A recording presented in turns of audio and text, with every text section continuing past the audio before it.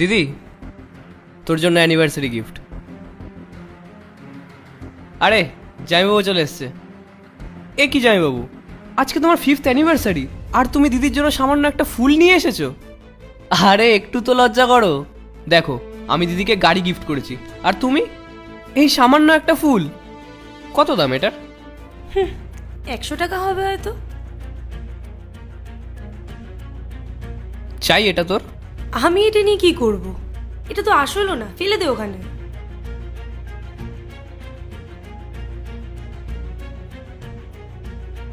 জামাইবাবু, কবে থেকে দেখছি তুমি সেই একই হয়ে রয়েছো। কবে পাবে সফলতা তুমি? এটা তো কেউ জানে না, ইনফ্যাক্ট ও নিজেও জানে না আদেও কোনোদিনও হবে কি না। আরে না, 2-3টে কাজ বাকি আছে, ওগুলো শেষ হলে আমার কাছে টাকা চলে আসবে। আচ্ছা একটা কথা বলো, এই যে আমি ওকে গাড়িটা গিফট করলাম, তুমি এটাতে পেট্রোল ভরতে পারবে? এই 1 সেকেন্ড, পাগল তুই? তোকে একটু আগে বললাম না ওর কাজ ঠিকঠাক মতো চলছে না, কি করে পেট্রোল ভরবে ও? আচ্ছা ঠিক আছে ছাড়, আমি তাহলে তোকে আমার একটা কার্ড দিয়ে দেবো, তুই সেখান থেকে পেট্রোল ভরিস আর তোর যা ছোটোখাটো প্রয়োজনীয় জিনিস হবে সেগুলো কিনে নিবি। আর অনেক হয়েছে তোমাদের, শুধু টাকা টাকা আর টাকা, এটা ছাড়া কি অন্য কিছু নেই?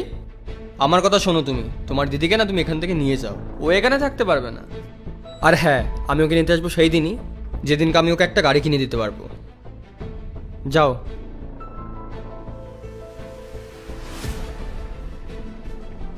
দেখলি তুই কেমন ভাবে কথাগুলো বললো, এমন ভাব করলো যেন ও আমার জন্য অনেক কিছু করেছে, কিন্তু আদেও কিছুই করেনি। জানি না কেমন মানুষ। দিদি তুই চল আমার সাথে।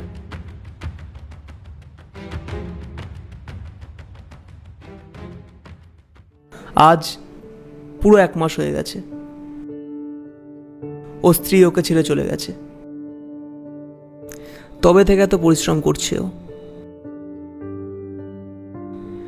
দিনরাত চেষ্টা করেই চলেছে, কিন্তু সফলতা এখনো পর্যন্ত পায়নি ও। কিছু না কিছু সবসময় ভাবতেই থাকে, নতুন নতুন প্রচেষ্টা করতেই থাকে। আর আপনাদের নিশ্চয়ই মনে হচ্ছে যে ও নিজের স্বপ্ন পূরণ করেই নেবে, কিন্তু বাস্তব তো এটাই যে ও নিজের ক্ষমতায় এখনো কিছু করতে পারেনি। আরে ওর স্ত্রী ফিরে এসেছে। আসলে এটা হয়েছে যে মেয়েটির মা মেয়েটিকে অনেক বুঝিয়ে ওর কাছে পাঠিয়েছে, আর এটা বলেছে যে নিজের ভাইয়ের কথা শুনে নিজের পার্ট 2 দেখতে সাবস্ক্রাইব করো ভেলকু 78M।